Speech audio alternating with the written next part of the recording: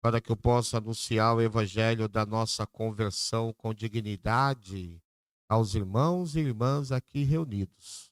Em nome do Pai, do Filho e do Espírito Santo. Amém. Amém. O Senhor esteja convosco. Ele está no meio de nós. Proclamação do Evangelho de Jesus Cristo, segundo São João. Glória a vós, Senhor.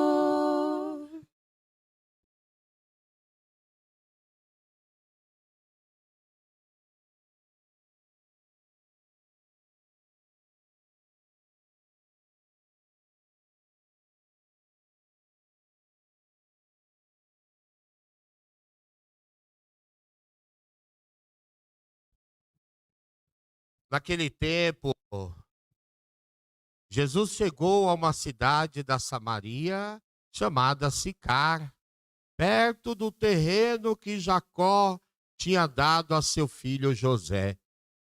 Era aí que ficava o poço de Jacó. Cansado de viagem, Jesus sentou-se junto ao poço. Era por volta do meio-dia. Chegou uma mulher da Samaria para tirar água. Jesus lhe disse: "Dai-me de beber." Os discípulos tinham ido à cidade para comprar alimentos. A mulher samaritana disse então a Jesus: "Como é que tu, sendo judeu, pedes de beber a mim, que sou uma mulher samaritana?" De fato, os judeus não se dão com os samaritanos. Respondeu-lhes Jesus: "Se tu conhecesses o dom de Deus, e quem é que te pede, dai-me de beber, tu mesma lhe pedirias, e ele te daria água viva." A mulher disse a Jesus: "Senhor, nem sequer tens balde, e o poço é fundo. De onde vais tirar a água viva? Por acaso és maior que nosso pai Jacó, que nos deu o poço e que dele bebeu, como também seus filhos e seus animais?" Respondeu Jesus: "Todo aquele que bebe desta água terá sede de novo. Mas quem beber da água que eu lhe darei, este nunca mais terá sede.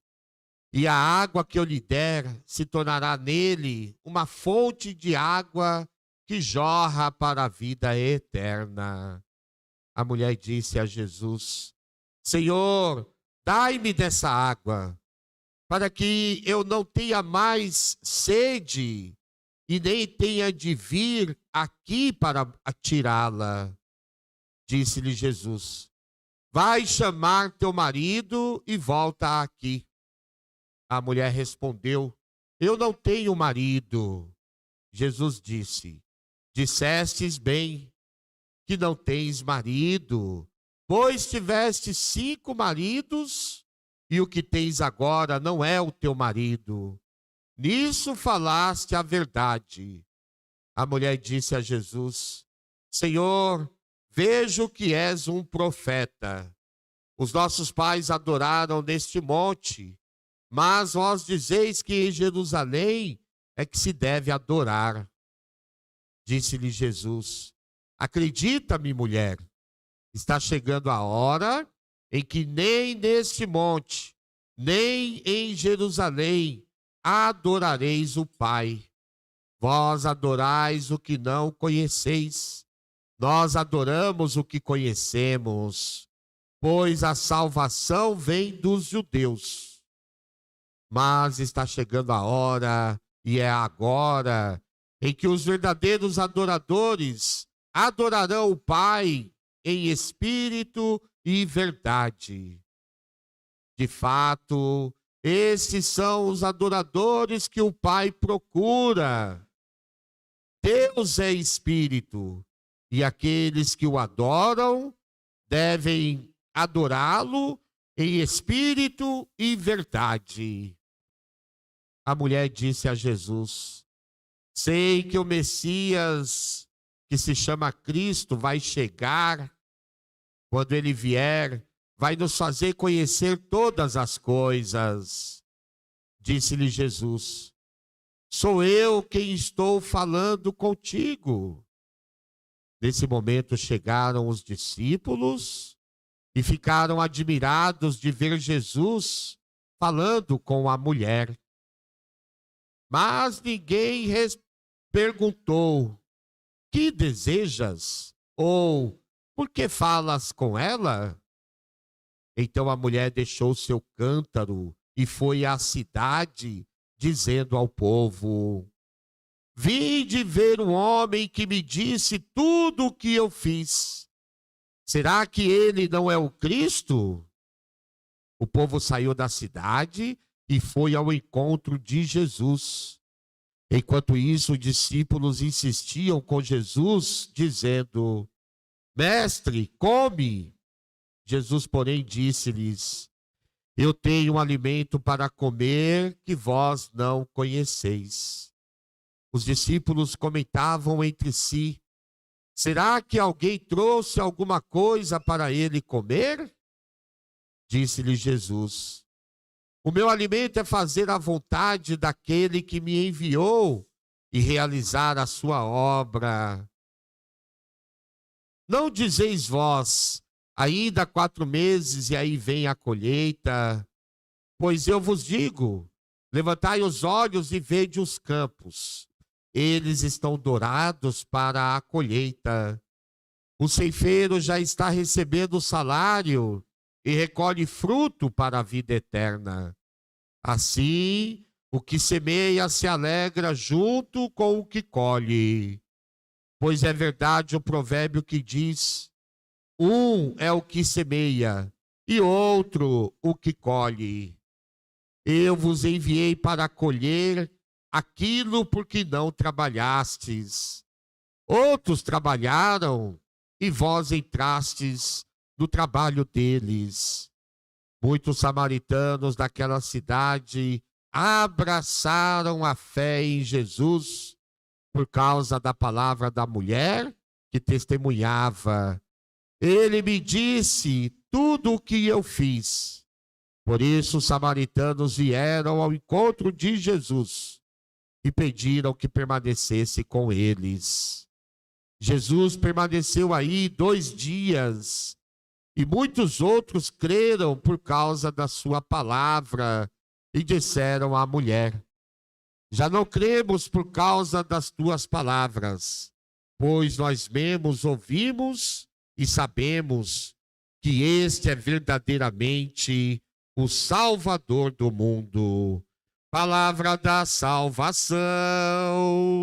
Glória a vós, Senhor.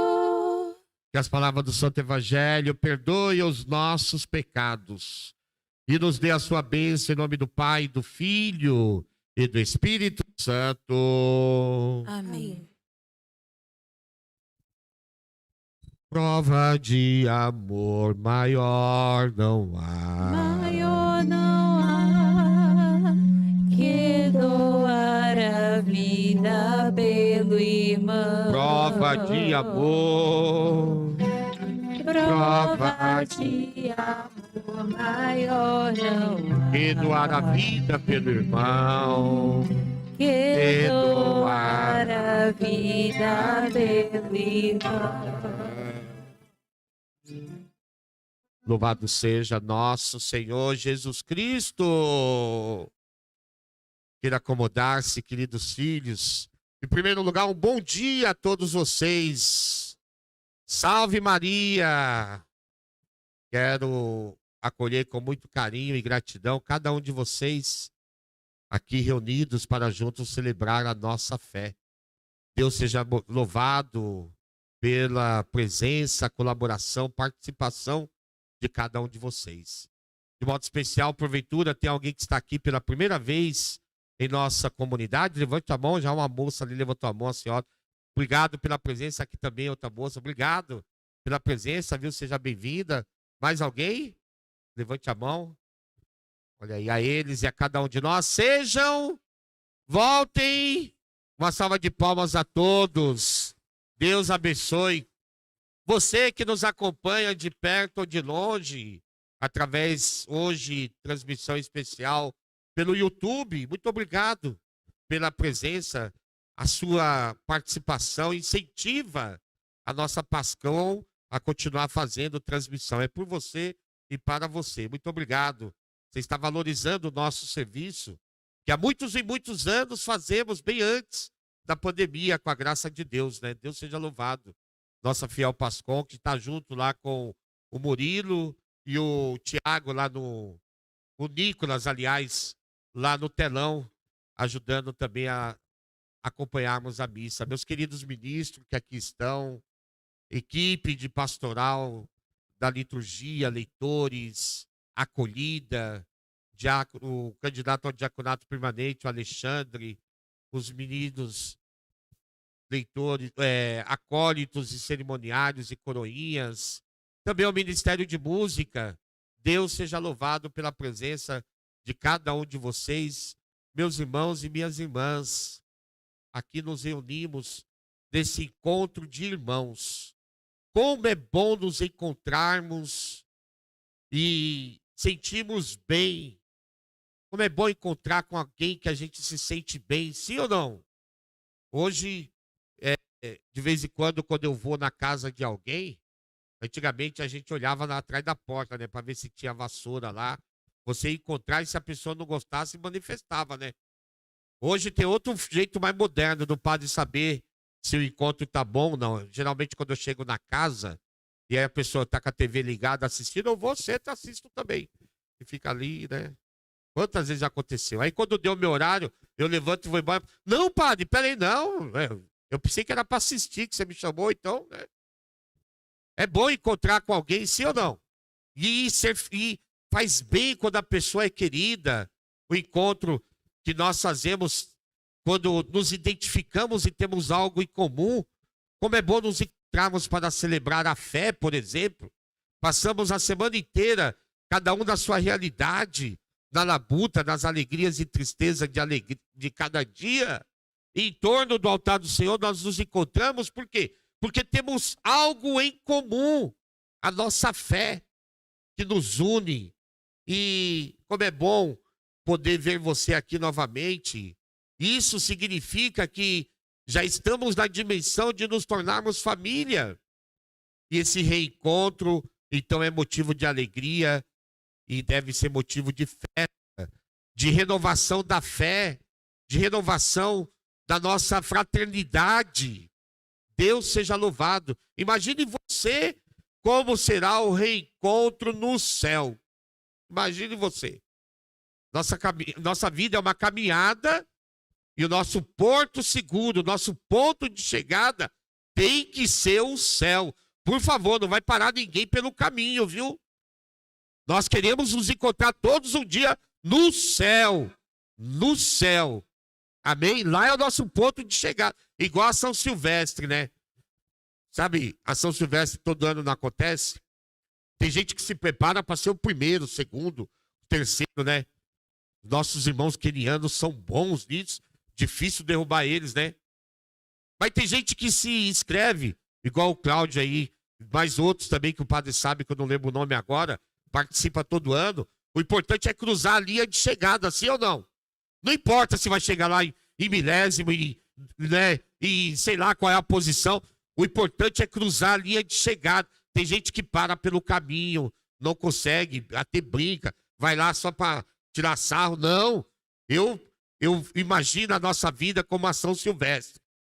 Pode ser que eu seja o último a passar a linha, mas eu quero chegar lá. O objetivo é lá.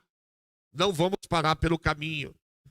Imagine a alegria de encontrar aquela pessoa que nós amamos aqui na terra, que convivemos com ele, que nos relacionamos bem.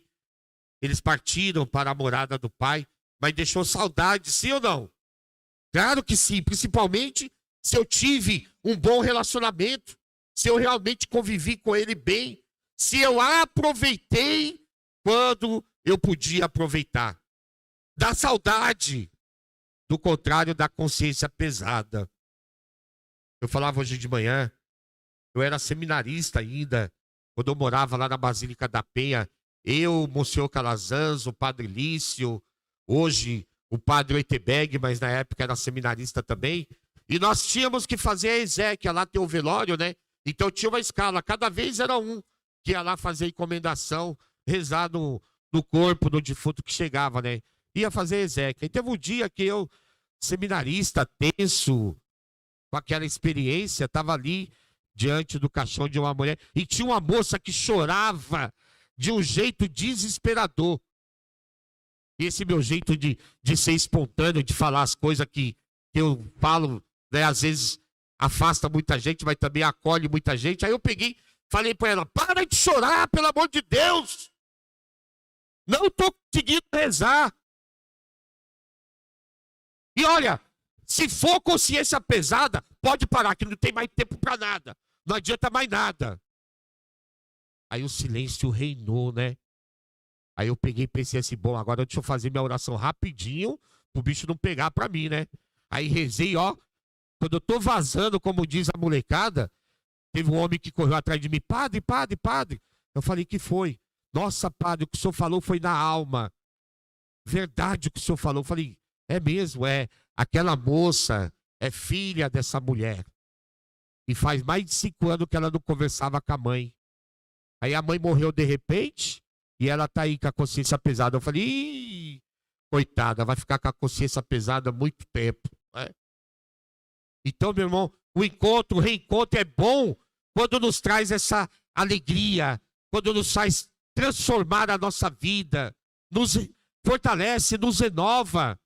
Ontem, ou melhor, domingo passado, a gente falava da transfiguração do Senhor e ouvimos a voz de Deus que dizia, ouve o meu filho amado, esse é o meu filho amado, ouve o que ele diz. Ou seja, Deus estava mandando a gente fazer o encontro com Jesus. É importante fazer o encontro com Jesus. Mas não ficar acomodado porque você conseguiu encontrar com Jesus, como Pedro, né? Pedro representa todos aqueles que estavam cheios de Jesus, cheio de Deus, cheio de graça na sua vida. Agora tá bom, Senhor, vamos ficar aqui mesmo. Não! O encontro de Jesus leva a gente também a ser luz para o outro, querer que o outro também se encha de Deus, se enche da graça. Por isso que Jesus não aceitou aquilo que Pedro estava propondo e falou, não, vamos descer. Tem um povo lá sedento, faminto, tem um povo lá que está até resmungando, murmurando, porque quem não encontra com a realização pessoal, quem padece de carência, de necessidade, como nós vimos a primeira leitura, né? Só faz murmurar, porque sente falta de algo. A liturgia de hoje, então, mostra outra cena de encontro com Deus, que se encontra com a vida humana, ali na Samaritana, nesse poço que nós acabamos de ouvir. Que história maravilhosa. Samaritana, podemos dizer, uma mulher sedenta. E ela tinha sede de quê? Sede de uma vida nova. Consciente ou inconscientemente, todos nós temos sede e fome de alguma coisa. Ou sede de fama, ou de poder, ou de status, ou de ser mais famoso, ou de ser mais rico, ou de ser mais bonito. Todo mundo tem uma sede e uma fome de algo, que alimenta de diversas formas. E olha, principalmente a sede da ganância é uma sede que não alimenta nunca, porque a ganância é um saco fundo que nunca enche. O encontro com Jesus deve encontrar a vida, é o que a mulher fez, porque Jesus oferece a água viva. Isso é o símbolo do Espírito Santo. E quem não se abre ao Espírito Santo não se renova. O Espírito Santo que tira a sede existencial de todo homem, de toda mulher. Quem acolhe o derramamento do Divino Espírito Santo realmente viverá feliz, vive em paz, viva na fraternidade. Que bom que daqui a pouco nós vamos fazer uma caminhada para em Pentecoste renovar em nós o batismo do Espírito Santo, deixar se transformar um homem novo e uma mulher nova. Mas até lá, o diálogo com Jesus. Veja, a mulher, ela dialoga com Jesus e Jesus começa a ensinar ela o que ela precisa fazer, conduzindo ela.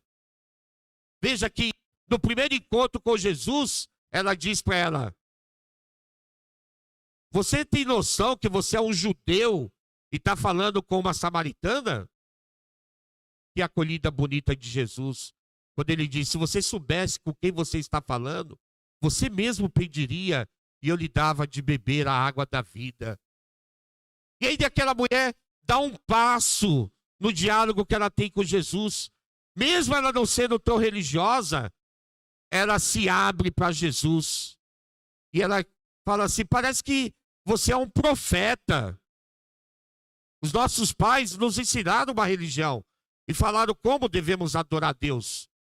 E Jesus vai além e fala: vai chegar um tempo em que você vai saber o que é mesmo adorar. Porque não é adorar em templo, não é adorar com carinha de santo, não é adorar dizendo que tem fé.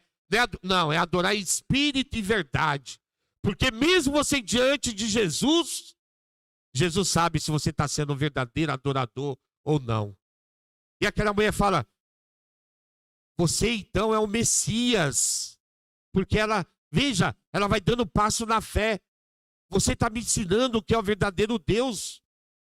E aí Jesus fala para ela: vá chamar teu marido. É um diálogo na verdade. A verdade que converte. A verdade que liberta. Jesus, nisto falaste a verdade, porque você não tem marido. Teve 5 e agora está sem nenhum. A conversão só tem condições para acontecer quando a gente entra em contato com a verdade. E essa verdade que é diante de Deus que nós abrimos. Eu estava meditando, né? Às vezes a verdade dói um pouco. É bem certo que não é verdade. Tem gente que fala: eu falo a verdade, pronto e acabou. Não, não é assim. Tem que ser a verdade com caridade, mas não ser omisso. E às vezes isso frustra também eu como padre, por exemplo, né? Falava hoje de manhã, às vezes parece que a palavra do padre não converte muito, não. E olha que o padre nem está falando a verdade da vida da pessoa. Está falando a verdade da vida de Jesus. Porque se ele fosse falar a verdade, se eu chegar para você está saindo, está pegando 5 ou 10, Ave Maria, meu Deus do céu. No outro dia eu estava na Record, na Globo, nesses canal aí, perdendo o ministério, sendo processado e por aí vai. Sim ou não? Agora, falando a verdade de Jesus, mesmo assim, a figura da samaritana e também mostra a cada um de nós que devemos encontrar com Jesus e abrir o coração. Como São Paulo, na segunda leitura, ele diz: encontrando com Jesus significa um encontro, porque é derramado em nosso coração o amor de Deus. Como tão bem foi cantado no Salmo, né? O processo de conversão é não deixar o coração fechado. Não fecheis os corações, como aconteceu em Meriba. A fome e a sede que foi cantada, fecha o coração, e coração fechado se enche de tristeza. É no encontro com Jesus, como nós vimos na Samaritana, que nós encontramos a alegria, a salvação e a paz. E veja que depois, aquela mulher, ela fala: tu és o Filho de Deus. E ela sai dizendo para todo mundo: gente, encontrei aquele que falou tudo sobre mim, que me conhece, que sabe da minha vida, que me ama, mesmo assim, do jeito que eu sou. E aquele povo, por causa daquela mulher, também vai ao encontro de Jesus. E que bonito, meu irmão, minha irmã, aqui está dizendo para nós. Ela foi convertida. Ela foi alguém que tinha fome e sede, mas encontrando com Jesus, ela também se deixou ser evangelizada e se tornou evangelizadora. Talvez a nossa família ali, com aquele conflito, com aquela falta de diálogo, com aquela falta de fraternidade, de harmonia, justamente por isso, porque eu não sei me abrir para evangelizar a minha família. Quaresma é época de pedir que Jesus venha em nosso socorro. Nós sabemos que muitos de nós tivemos contatos com Jesus, mas em nenhum momento nós podemos deixar que a graça de Deus mude o nosso coração sem a verdade. É nesse sentido que a única coisa que Jesus tem é a graça para nos oferecer a quem pede. E nós queremos sempre, Senhor, pedir que venha em socorro de nossa fraqueza.